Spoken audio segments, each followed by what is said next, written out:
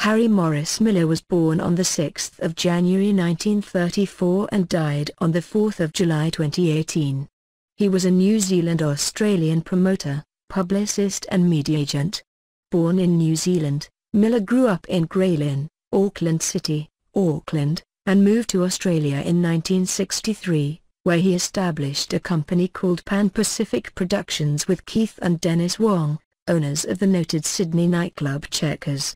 During the 1960s, Pan Pacific promoted many concert and theatrical tours of Australia and New Zealand, including Louis Armstrong, Arthur Rubinstein, Herman's Hermits, the Rolling Stones and the Beach Boys. 2.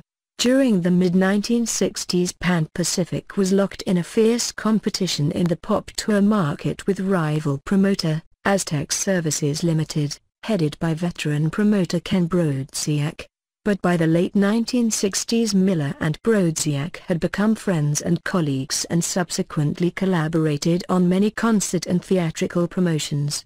In 1969, Miller discovered 16-year-old American singer Marcia Hines in Boston, Massachusetts, while casting African-American performers for the Australian stage version of Hair, which he was producing.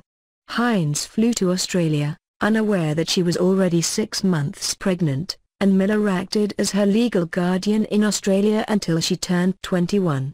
Miller went on to produce the acclaimed and highly successful Australian productions of Jesus Christ Superstar in 1972 and The Rocky Horror Show in 1974, both of which used many of the production staff from Hair.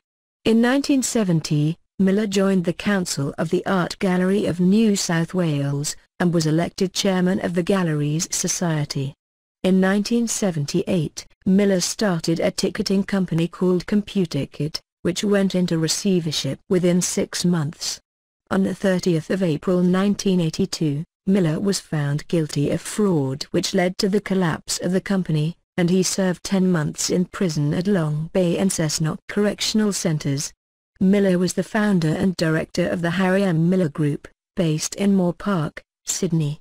He had a varied client base, representing a number of well-known figures in Australia. He died at 84 years old.